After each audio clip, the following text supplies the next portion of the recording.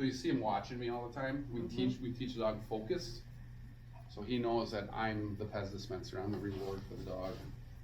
He doesn't get rewarded unless it comes from me or a decoy, biting a decoy. So he'll sit and 90% of the time follow me with his eyes. Sit!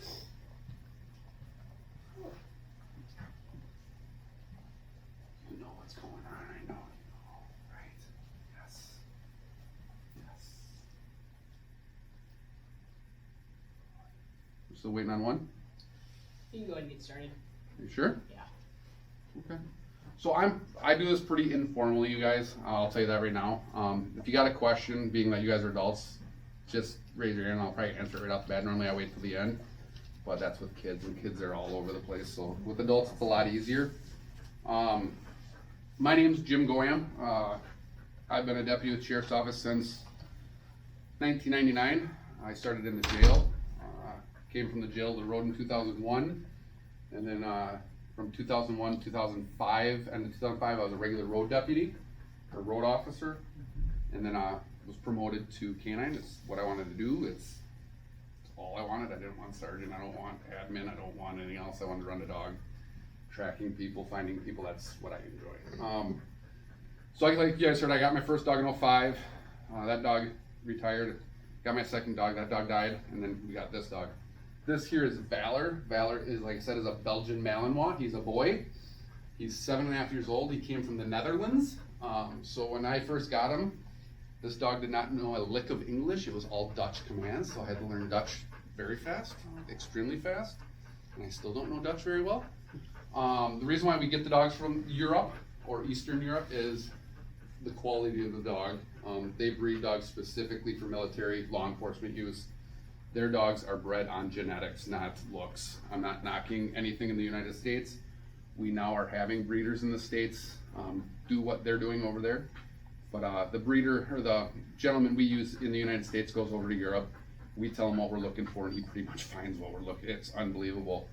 So he is a Dutch dog. You'll hear me say the word "af." Off, it's AFF, it's his down command. He had it when I got him, so I didn't change it. It's easy for me to say. It's different than down. Rest of the commands are pretty much the same except for his out command, which is Losh. And some Norwegian guy or Dutch guy told me I was saying it wrong, so I still say it wrong. Our Sheriff's Office has 3 canines at this point in time right now.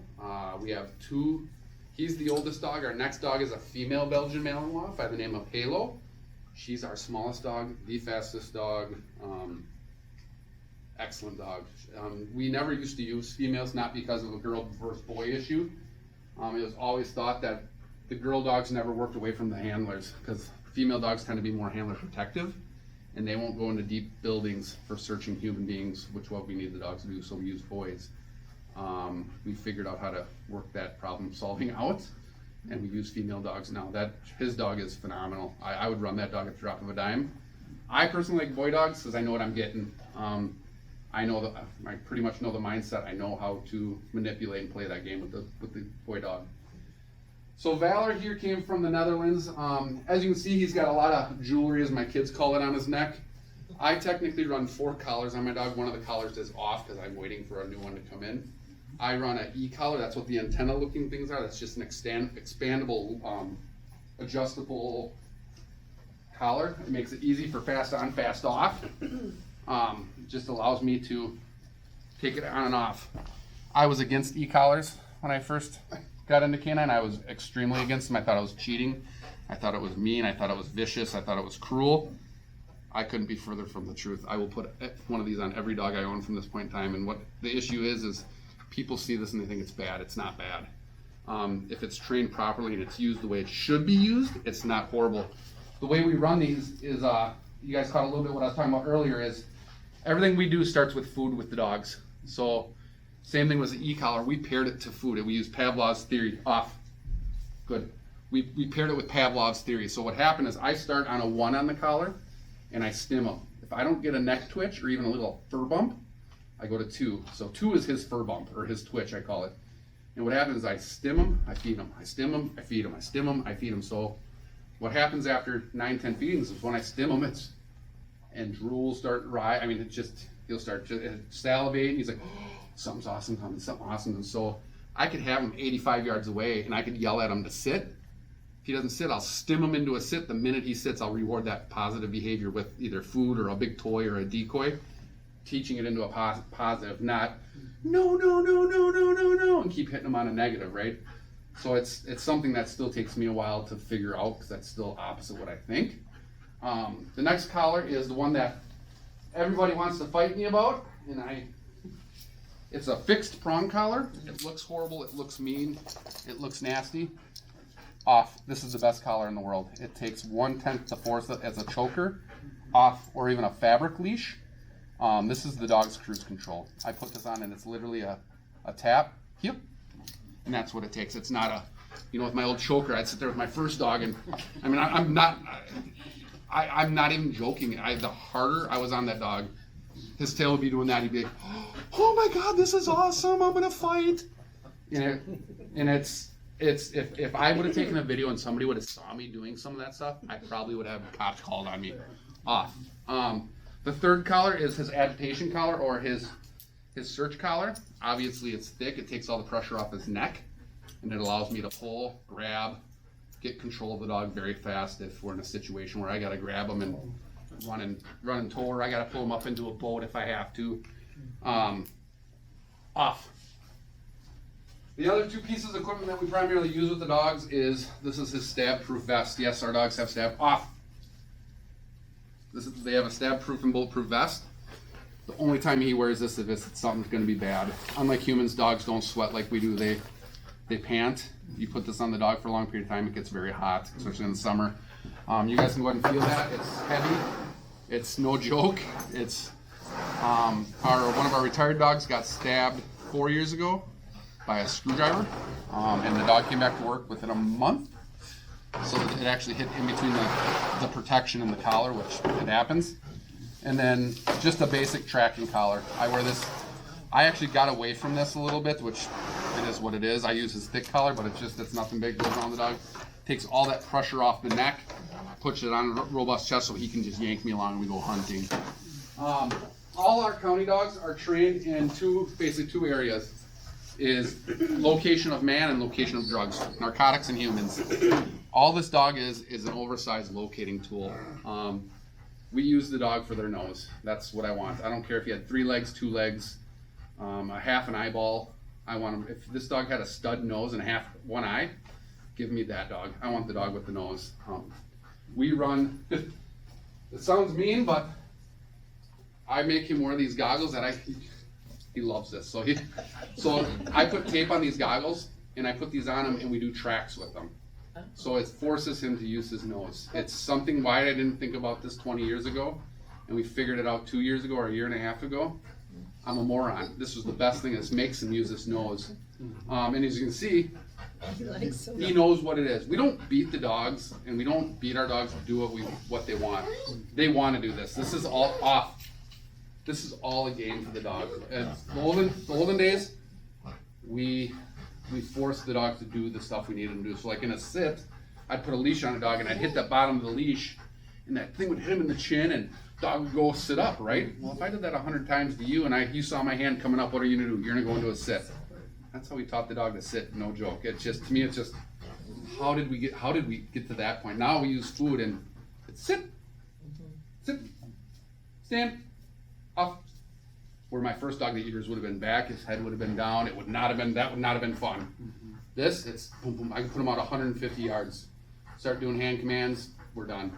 So we're trained in tracking, location of our articles or evidence, so weapons, knives, guns, IDs, anything that's part of an evidence we can try to locate. Building searches, which is probably my favorite. That's what I've always loved. It's to see the dogs work in a building and you know somebody's in there by the dog's reaction. Gets your heart going. I love it. It still gets me. I love it. Narcotics is fun, but it's very mundane. It's the same thing over. It's like bomb work. It's very, very point to point to point. And now with all the stuff coming in, we got to be a little bit more careful with narcotics, with fentanyl and some of that stuff. And we train with live narcotics. So I mean, we do have synthetics we'll train with, but knock it off. We will train with synthetics, but primarily it's real narcotics, cocaine, heroin, not fentanyl obviously, but marijuana, heroin, cocaine, crack, meth, and weed. I had a dog, we never trained on ecstasy, and we found 60 tabs of ecstasy on a traffic stop, which if you'd have told me that, I'd have been, what? There's something in ecstasy, the drugs, they mix bags, whatever the case may be, he alerted on it, went through in court, we won it, so it's fun. So that's the primary job of these dogs. When I started in 05, the dogs costed about $4,500. This dog was $9,500. School was $4,500. Not a single resident in Goodhue County had to pay for that. That was all paid for by Canadians for Cops and Brian Robinson. So I don't think we've paid for dogs since 1989. So we have a few people in the county that donate money on a regular basis for us for training or dogs, whatever the case may be, which helps. But again, it's not just all work, it is PR stuff. I do the entire 3rd grade class here in Red Wing for a demo. I probably do 30 demos a year easily. And that's not the stuff I walk around my neighborhood and people stop and we chit chat and stuff like that. The dogs we look for are very social dogs. All 3 of our dogs are extremely social. They're not vicious. Our dogs are not lethal for us, they're not deadly for us. If you hear somebody tell them that they're vicious, laugh at them. Say, well, I met one of the county dogs and that dog was not vicious. That dog was, you'll be able to pet him at the end of this, you'll see him turn once I bring the sleeve out, you'll see this dog flip on a dime. But I think that's the biggest thing I push to people, because the first idea people have is, oh, they're vicious, they bite the neck, they bite the head. No, they don't. They will, they're opportunistic. I mean, if that's what you give them, that's what they'll take. But that's not my end game. I don't want to bite people, to be honest. I've been done with that for 10 years. It's a lot of paperwork. The bad guy basically makes the decision to get bit or not. I don't make that decision. I give them opportunity to give up. I give them a couple of commands, sometimes even 6 commands. Give up, you're gonna get bit. And I'm not gonna say what I say because it's gonna jack him up. But I have a saying I say, and at that point in time, you know, they made that decision, they get bit. Bites happen, accidental bites happen. I was bit by a new dog that we were training, that it happens. It ended up getting my hand and doing some damage. It's just part of the game. It's not a matter if you're gonna get bit, matter when. It doesn't bother me. Does he have a command to bite that you give him? Yeah, I can go up to anybody here and I can tap people, I can hit people. So a lot of times the dogs are if I did this with my first dog, he would have been up over this table looking for a fight. And I'm not kidding. Yeah. But things changed. We evolved as handlers. We've taught the dogs basically to be command based. Everything, our aggression that we teach is controlled aggression. It's not viciousness, it's controlled. I could wrestle with this guy right now and he's gonna stay into a down. The minute I say it's on, Whatever, yeah.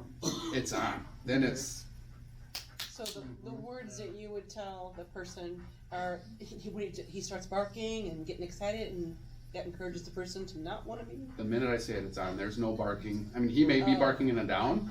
So my big issue with him is if I put somebody in handcuffs or I yell outside of my squad car, he'll bark in the squad. I don't allow barking in my squad. He is a force multiplier, but I don't want barking in the squad because I want to hear. My hearing's already going.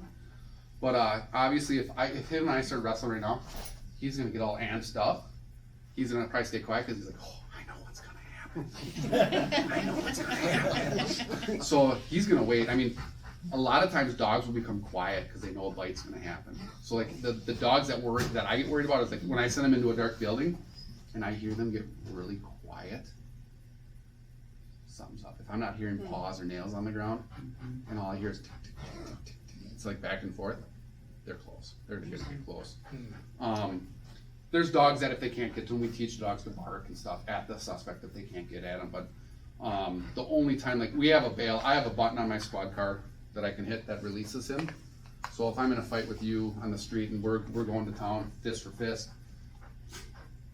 Pop the door on the truck. guess what? Get on the ground, you're gonna get bit. And by that time, I'm pulling you in between me and the dog, and you're gonna take one right smack in the leg. And it's gonna be on, and I'm still gonna be kicking and screaming. We used to teach the dogs when the door popped open, it was a bite, because that was the thing. If that door popped, it's a fight. It's a fight. Well, what happened? We had a lot of bad bites. Poppers get hit accidentally, dogs pop out, and they bite the first person they see. And that happened a lot. Not with us, thank God, but that happened a lot. So our county especially taught, when that door pops, the dog will either stay in the car or jump right out and stay next to the car and wait for us to call the dog, which, why didn't we do that 20 years ago? It's process of learning, right? Well, I still learn new stuff, and I've been doing it 15 years. I have stuff I've mutated into my pet dog from this dog that I like, that I don't like that other departments do. I had a fight at the Harbor Bar 12 years ago with my first dog. It was 5 cops, 40 people surrounding the cops, 2 cops fighting with 3 guys. I rolled over with my first dog. My first dog was a car shaker. When he barked, you saw my Durango doing this coming down. And I'm being honest. So I roll in a lot, and my squad is just side to side. He's barking. I put him on a 20-foot leash. I walked 4 steps, and I backed up 65 people up against the building. That's one dog, where they were fighting with 5 cops. They are such a force multiplier. People will fight with humans. Most people don't want to fight with a dog, and it's weird. I don't know what the psychology is with it. I can't explain it. That's psychology. That scares the heck out of me. It does. I mean, and this is calm. I mean, we can turn it really quick. You'll see me turn it, and you'll see the happy face go into a work face. You'll see a full body stature change, and it is a different. And that's the stuff that we have to learn with the dogs. Like when I go into a building, and he's like this, and he's just kind of searching. All of a sudden, I see like the cotton ball effect, like the tail get puffy, and his rear end get fluffy. We're gonna find somebody's here. It gets into fun. That's the stuff that we look for. He's got tells for me that I pay attention to. Like when I'm on a track, I don't have a gun out. I don't search with a gun anymore because I don't want to get into this with the fight with the dog and pop a round off. Why we did that 20 years ago, beyond me now. I normally have a cover officer. That's my protection. I will sit behind him with the leash underneath his arm or behind him, and I use him as a shield. And I watch my dog. His job is not to watch my dog, it's my job. We're very fortunate. All 3 of our dogs are super work social. I can run 10 guys around me, and he could care less. Those guys can pick him up. They can transfer him over fences. He's the only time I would say I would be worried with him is if I got in a car crash. Why's that? Protectiveness. That would be, we teach our guys, we have bite sleeves in the car that get the dog out, pull it into another car, call my wife. My wife knows what to do, get another dog handler there.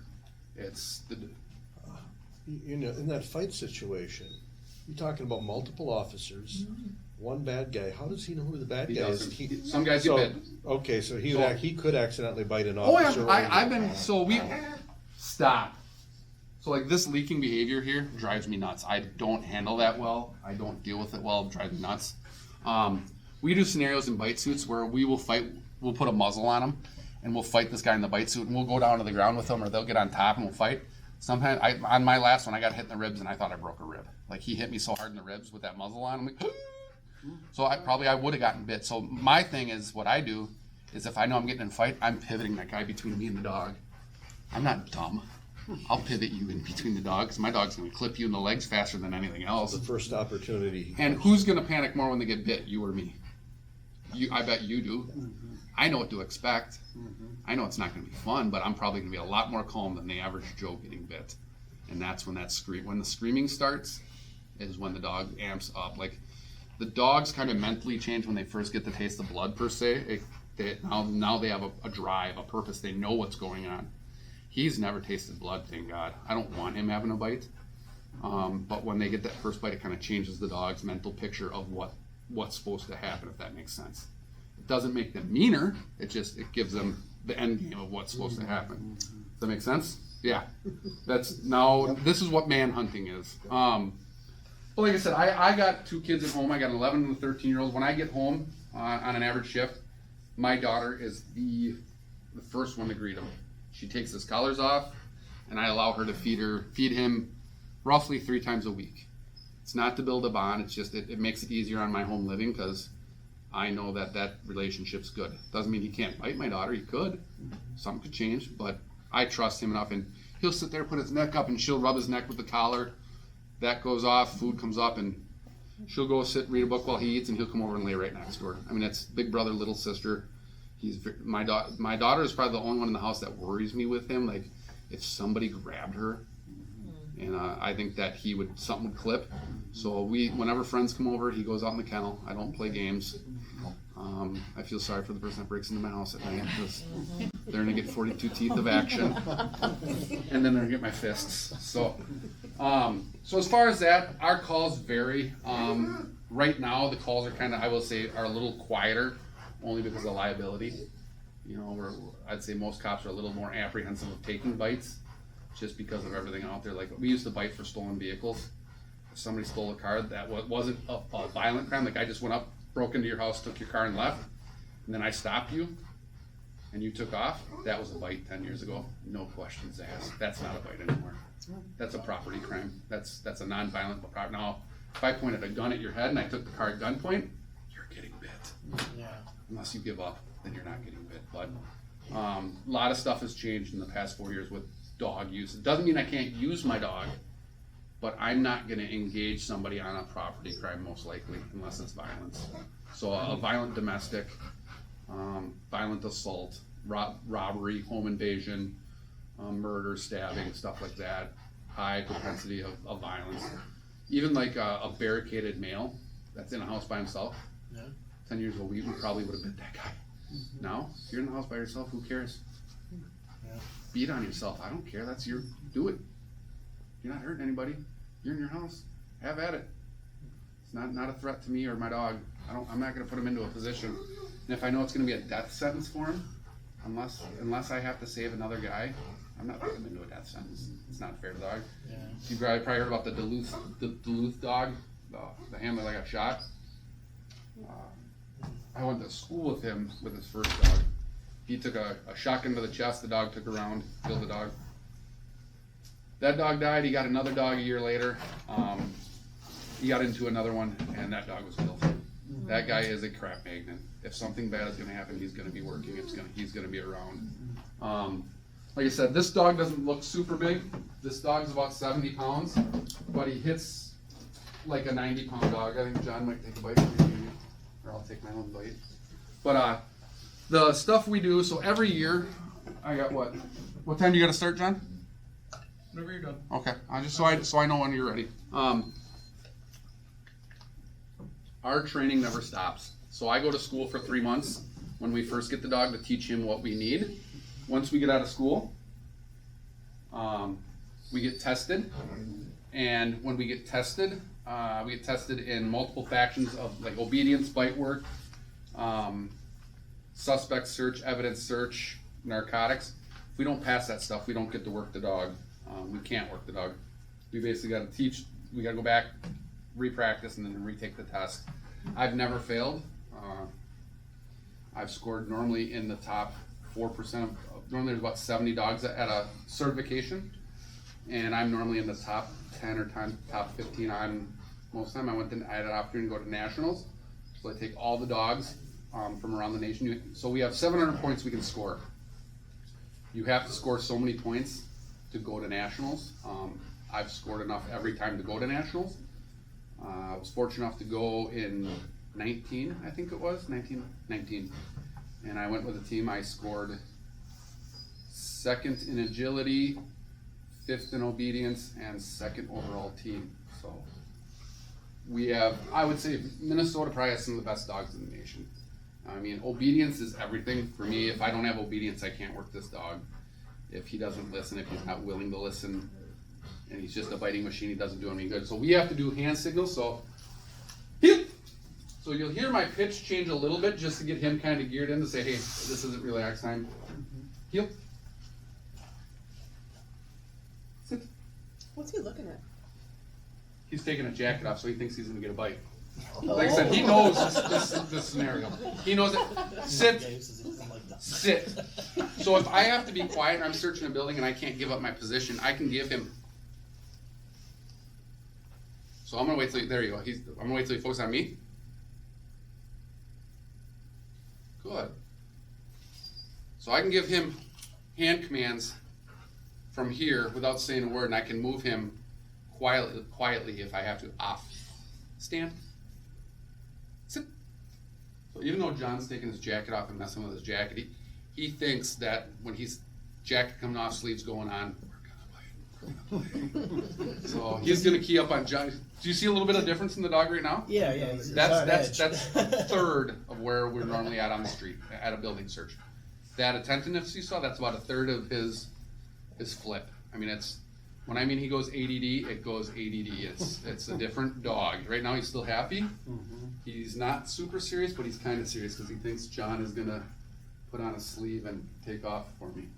Does he listen to anyone else? No, technically So- no. I mean, he will listen to my daughter. My Yeah. daughter can run him through obedience from 50 yards out. It's hilarious. Yeah. My wife he'll listen to. What I tell people is if he's on a bite, let's say you assaulted me, we're in a fight, he bites you on the arm, Yeah. and you yell off, out, off, he comes off. That's fine. Guess what I'm gonna do? Are you in custody? Are you in control yet? Yeah. No, I'm putting him right back on. Right. Now you get 4 more punctures, you moron. That's, and I'm kind of straightforward and stuff. So, and that's kind of the way it goes. Is people don't think about that. Okay, well, somebody can control.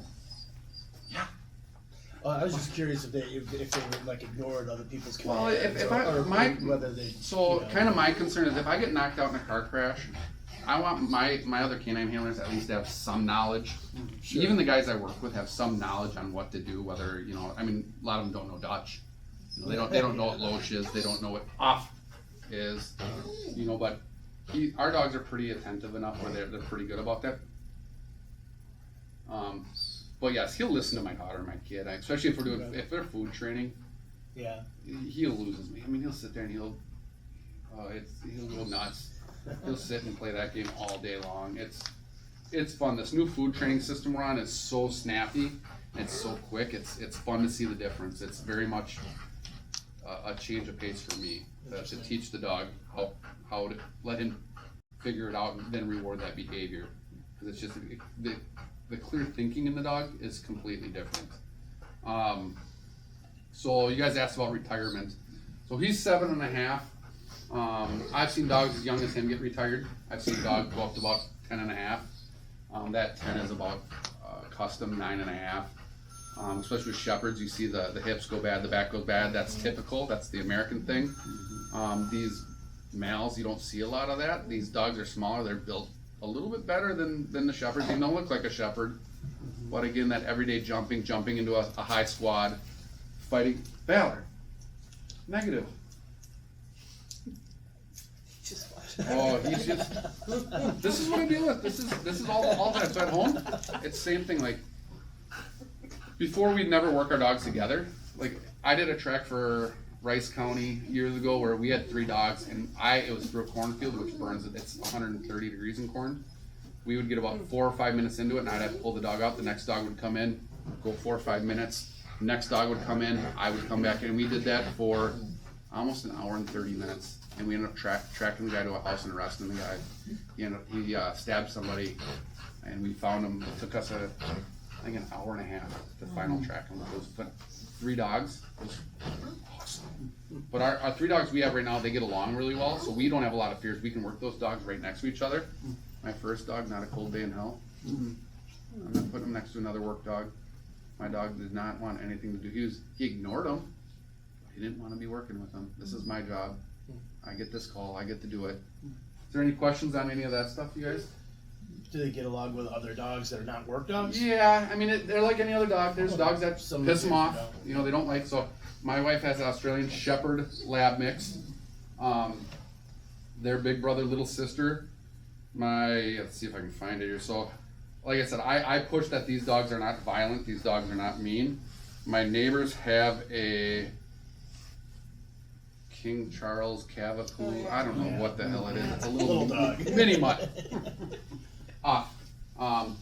Big brother, little sister. They play. I'll bring that dog over to my backyard and they will play for an hour and a half. They'll run. That other dog is a winter dog. He loves winter. They'll play in our backyard in the snow for hours. It's great.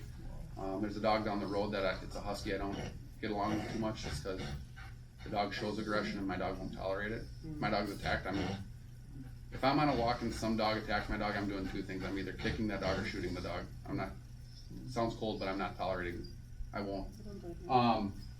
People kind of get a little worked up about it, but I don't want any of that stuff. But he's pretty social. I go up to Barnes Bluff and Memorial all the time, and I run him off lead, only because I know what I have. There can be 100 mean dogs up there. He's gonna care less. He's gonna wait for me to green light him, basically, is what's gonna happen.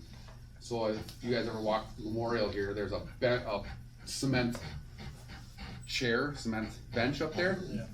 I get there, I get the individual, I'll tell my dog the place, he'll go to that spot and he'll sit there until I walk up to him. Kids will go by on bikes, kids will run by, and he'll sit and he'll focus on me. And that's why we build that focus up, is that I can't move until dad says it's green light. It's go, it's good times, it's running. As far as the bite work, so we certify every year in our work. So this year, I don't know where it's gonna be at, but we have what we call straight attacks or bite work. So we have to send the dog on a bad guy, then call the dog off, pat the guy down. Then we gotta send the dog again after the bad guy and recall the dog and call him back to us before the bite. And then the third part is the dog's gotta sit in a sit right next to us and not get sent. He is the only thing on my belt that I can call back. If I point my gun and I fire a bullet, I don't get that back. If I pull out my baton and I swing that thing, I don't get that back. Taylor hits, I don't get back. I can get him back, which is sweet. Collins Voxland was one of our handlers for years. He had a dog named Chopper. We were on a track for a domestic assault suspect, and we found him in the woods, and I'm like, oh boy, he's not stopping. He's gonna send him. Sent him, and also the dog, we have in the legal system, we have a point called the point of no return. It's about 25 feet. And if that guy does not give up within that 25 feet, or if the dog's within that 25 feet, and they still stop, that's still a freebie. You're getting tagged, because you can't expect a stop at that point. That guy went out like this and was, I give up. That dog was 6-7 feet behind him, and Collins yelled down, and the dog slid into him and didn't touch him. Didn't bite him. Stayed in it down until Collins got him. It was the coolest thing I've ever seen. I would have bet a year's paycheck that guy was gonna get bit. I mean, I thought it was gonna be a bite, and that dog break and just, like I said, our end game is not to bite people. It's too much paperwork. I'd rather catch people all day. We had a guy in Welch that I've known for years. I knew him prior to my job. I've known the guy. We get along just fine. A little bit of an alcohol problem, but he got into an assault with a weapon, ran up into the woods. He knew my first dog very well. He knew what kind of dog I had. I showed up at Welch, I get on the PA, I said his name, and I'm like, you need to come out of the woods or I'm gonna send my dog. You got 5 minutes. 2.5 minutes later, I gave my second announcement, and all of a sudden, I'm coming down. I mean, the woods are moving, my dog wasn't making a noise. He gets in the car, I handcuff him in the car, and he goes, where's Titan? Oh, I forgot to tell you, he had surgery 3 days ago on his feet. So to this day, I still see the guy, we still laugh about it, but he didn't laugh at it at that time. But that's the fear the dogs put into people, and it's beautiful. So the bite work you're gonna see tonight, we wear a sleeve. Like I said, the dogs will bite anything. He was trained on legs in Europe. It is a beautiful thing to see the dog hit somebody at about 20 miles per hour right in the leg with a bite, so you can see him swing over. It's gorgeous. But for training, we do it. We wear an arm sleeve. The dog hits the arm. How they know it's training. They know what it is. We can cover it up. They still hit it. Yes. How do you keep him safe from fentanyl? I mean, it's in everything. Do you train him to not go and stick his nose to the drugs? Is there anything? It's one of those. It's the game you the play. danger. I'm very, very. My searches, I would say, are pretty controlled unless he's off lead. So the downfall is the dogs used to be aggressive to narcotics, where they would bite, scratch, and paw at the source. We ended up destroying too much stuff, cars, places. I mean, stuff got destroyed, right? So we've taught the dogs to become passive. So the dog will go into a down, a sit, a stand and stare at it, but they still sniff it. So if we carry Narcan for the dogs. The dogs will take basically a double dose of it than what a human takes. So I have 6 of them with me. I had 4 given to me by canine group, and then I carry 2 for human, but I can use that human one on my dog. So we carry that with us. Does that drug have a different smell than other drugs? Fentanyl? Yeah. No, well, every drug smells different, but it's mixed in with so much stuff. It's mixed in with weed, coke, meth. I mean, it's John will go on that. That's his baby. I know what drugs look like. I don't know what they smell like or taste like. That's not my baby. I know what they look like. I know where to find them. He knows where to find them. But that could happen. That very well could be a realistic thing for me to worry about. So a lot of my searches, I'm paying attention how are my dogs working. If he's trying to get into something, I might start moving stuff and looking a little bit. But a lot of times they get into that source and they'll sit. And they'll be, oh, okay. Well, let's look right here. Oh, here it is. It's the chance you take. But the bite stuff. So we wear a sleeve. The dog will bite. You'll hear the call off on the dog, and a lot of people are like, well, you gotta fight that dog off. It's quiet. It's out or losh. I'm not beating on the dog. I'm not swinging on the dog. I'm not beating the crap out of my dog to get him to listen. It doesn't look good, and two, it's just not. It's not formidable. I would rather be calm and have my dog calm and know what it's going on the street. Because if I'm on the street going out, that doesn't look good, right? No. But if I go out and he's off, it works. I mean, I had a track in Red Wing up by High Park, and we went down the bluff and then back the other side and saw the guy behind a tree, and I gave him his announcements. He didn't move. I'm like, you idiot, you're fatter than the tree. I can see you. I can't see your hands. And he didn't move, so I sent the dog, and all of a sudden he pops out down the dog, and the guy went to the ground. Well, my dog didn't down. He circled him and sniffed him. I'm like, he came back to me. I'm like, oh boy. I'm like, good boy, watch that effort, good boy. You know, and it's 3:30 in the morning. And I'm screaming, good boy. And I'm not thinking.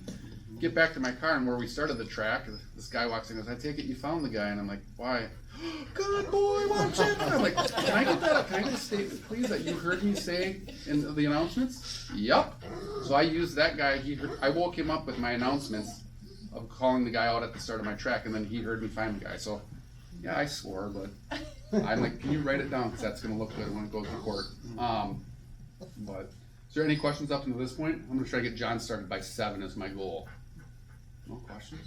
Can you can you use them like not to bite, but to take somebody down and not bite, or it's either bite or It's bite. I mean, I can put a muzzle on them and muzzle hit somebody. I mean, so we muzzle train the dogs to teach them that to fight with their paws. Yeah. But the issues, the muzzle we use, I'll show it to you afterwards. It's leather, it's heavy. And what we used to do is we used to start somebody on the 30-yard line, and they'd run from sideline to sideline. And the goal was to make it to the other sideline, right? Well, we had the dog at the goal line center. And the minute the guy touched the hash marks, you let your dog go. Second dog broke 3 guys' ribs, so we didn't do that anymore. And that's, I mean, when I mean it hurts, we don't do stuff. I mean, we'll do muzzle fights, but it's normally, if I'm searching for a person with dementia or a kid, we have basket wire muzzles that they'll wear that they can smell and drink and all that from, that we'll use so they can't bite people, because Okay, I that's guess. something. I had a kid from Makes sense. the north side of Red Wing that hid in a bean field that was knee high, and my dog literally stood on her. And that dog he was never taught to bite at the end of a track, which was great. But he stood on her and just looked back at me, and I'm like, whoa! And I was standing from here to here, and I couldn't see her. And I mean, she was on her back like this, and I could not see her. So, you know, I was lucky. That was lucky. Yeah. My second dog probably would have bit her, because he knew that tracks meant bites. My first dog just wanted to find people. But you ready? With the bite thing, what's the difference? Like, a little kid is lost in a cornfield and you're gonna use their scent. But that's why we wear those muzzles So now. you put the muzzle on. Yeah, so Okay. for anything that's not violent, we have a basket muzzle that we wear. That I make my dog wear. I'm not saying everybody. That's pretty common now. I searched for a guy over in Wisconsin. We wore a basket muzzle the entire time.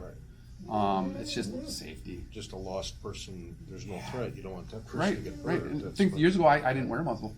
My dog didn't wear a muzzle. Stupid. I was a moron. It's evolved. I mean, it's just the little things that evolve in the games. But I also changed my tracking. So all my tracks used to end with bites, because that's what I always thought. Oh, it's gonna end in a bite. All my tracks now, I think I do one maybe a year where it ends in a bite, because I don't want that mindset of bite, bite, bite, bite, bite, bite, bite, bite, bite, bite. Does he help with missing people? Once in a while, if it's, I mean, the issue with that, the issue I have with that is there's dogs that are so much better at it, like a single purpose scenting dog that is built for that. Yeah, have at it, take it. I have no problems giving up to a dog that's built for that. I mean, if you want somebody caught, found, yeah, throw me in, coach. I'll go over and help, but those dogs are scent specific. That's a different breed, that's a different we're starting to evolve into that training a little bit. Some of the guys already do it. I'm just getting into it and understanding it because it's so different than what we're taught. So basically it's without getting it, it's trailing versus tracking. So you're trailing human odor, the actual odor of that human, instead of crushed vegetation, skin rafts, and the change of the ground scent that's changed. So it's tying both of those in now for us. And that's kind of the difference between the two. But yes, we do help with that stuff. You ready? He knows. So, what you're gonna see in this, I had to hide all this stuff just because he smells it and then he'll try to get into this room. Stay. So you're gonna see a little bit different now. Yep. Sit. Stay. So you're gonna see a lot more prancing, a lot more moving paws. A little bit focus change, Instant salivation. right? Oh my Wow, goodness. yeah. And that's minor. So like when I go to my training sets and we do this, I have to. It's like I go to Bay Point and do a lot of this just so people see it for one, and two, it's great Yeah. distractions. But it's this. He's not even salivating yet. Normally it's dripping. But how fast it happens is get it, and you'll see he'll actually settle in. And what we teach the dogs is we don't want this alligator shape. What we want is him to push into me in flight. So you know he's pushing me back, right there. And even if I stop, he'll slowly start settling down into the fight as long as I don't fight. But if I fight, he'll stay on it. Wow. Loesch, off. Did I scream? Did I hit him? I didn't hit him with any electricity. Amazing. It's as easy as that. Come up. Yes. And that's how fast. I mean, it's quick. But to him, this is a game. This is not hurting anybody. This is all a game. So years ago, we never used to have the dogs fight in like this because we didn't think the dogs were strong enough to handle it. They can handle it. I mean, the fighting is pretty. I'm not even fighting him right now, and he's like, "Oh my god!" But we haven't done any bite work for a week, so right now he's pretty still. Loesch, off. He's like, are you sure? Wow. So even, I mean, yes. Oh, I like those for their arms. So he'll still try to get on it and try to get on that backside because that's what he's used to. But I mean, if I had a bite suit on, he'd take my leg. He'd take my leg. Oh yeah, he loves legs. He was trained on legs. Loesch. Off. So it's controlled aggression. I can't explain that. The dogs aren't vicious, and I think that's the biggest misconception we have with our work dogs is you see the stuff on the news and you see 3% of the mistakes. It's what you see, and this is what we have in our county is this control, the ability to do this stuff with our guys. Now you're starting to see salivation because now he's I get to fight, but he's not going to take it until get it. I mean, I didn't yell it. Loesch, off. That's not off. So I'll zing him there just because I gave him an off command. He stayed in and off. Oh, off. Now he's in off.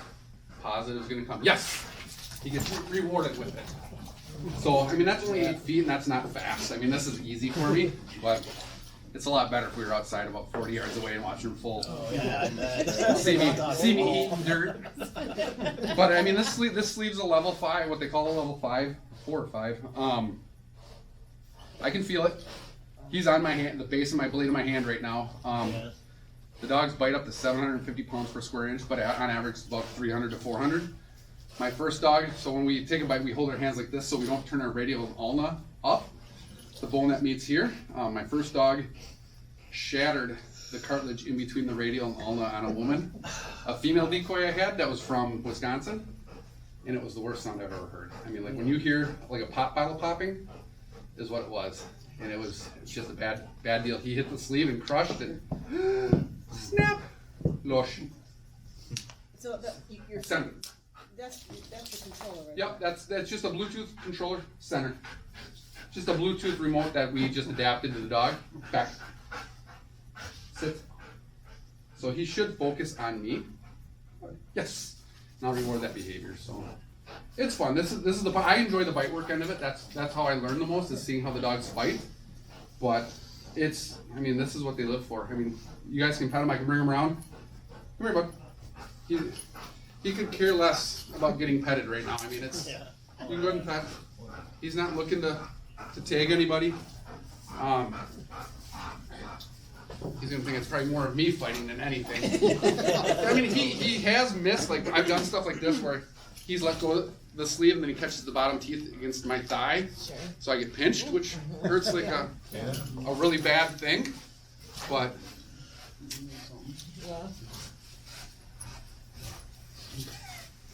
as you can see, he's not even focused on anybody petting him right now. He could care less. I mean, even if I let this go, he's gonna go to John or Jen to go play, because that's what he's accustomed to doing. But it's good boy. That's my end of it. I'll let John get in. He's gonna go look for people to go play tug with right now. Go play. Go say hi. So that shows that you're not gonna. We're not searching for anybody though. Off. Any questions? You got a pretty easy group. Only buckets. That's the easiest group I had. John, it's all yours. I got a small dog that barks a lot. What do you suggest? Well, what's it bark at? Everything? So when people knock at the door, all that stuff? Yeah. So what I would tell you to do, hold food for at least one day or a half a day, and have somebody go up to your door, ring your doorbell. When that doorbell rings, present food away from the door. And that's gonna take a little bit to adapt. That dog's gotta figure that out. That's why I don't feed him from a dish a lot, because he knows that I supply food. And so like that's what we did at our house. I rang the doorbell, I went away, yes, good boy. Changed it up, yes, good boy. And then I positioned the dish in a position where I bought a expensive feeder that I hit a button on and it goes and it dispenses whatever amount of food I need. Ring the doorbell, I'd hit that, he'd hear it. He goes to the feed. Back to the feed. But you gotta build that drive up for the food. If your dog doesn't want to eat food or doesn't like food, then there's other issues that you gotta work up to get to that point. Like food drive, that's what I look for in a dog, is that drive, that food or prey drive. You think eventually she'll just stop barking then? If She- she's getting, She'll rewarded? never stop barking, because two things are happening. She's getting rewarded for barking by either somebody walking away that's walking by, or she's getting attention from you. So, I mean, you could beat the crap out of the dog every day, and that dog's not gonna get treatments. That dog could care less getting the crap kicked out of it if it gets the bark. Does your dog bark when you come up to your vehicle? Huh? Does your dog bark when somebody comes up to your vehicle? Yes. So he will not bark if I'm in the car. He will bark at people when they get near my car if I'm out of it. He made a older female fall at Walmart because she thought it was smart to go up and put her hands up next to the window, and he barked and she fell, which I feel horrible about, but exactly what she said. She goes, "I'm an effing idiot. I should not have done that." Can I get that on tape 1 second? Record? Ma'am, what happened? I'm an effing idiot. I shouldn't have walked up here. Thank you. Click. I'm done. So it's, yes, he will. I don't like barking at the car, but if I'm not at it, have at it. I don't care. Guard my car. If I'm in it, I don't want to hear it. So yes, he does. He's a dick. If I'm not in it, I'll be played. He's a jerk. But all right, all yours, John. Thank you so much. No, not a problem. Yeah, that was cool.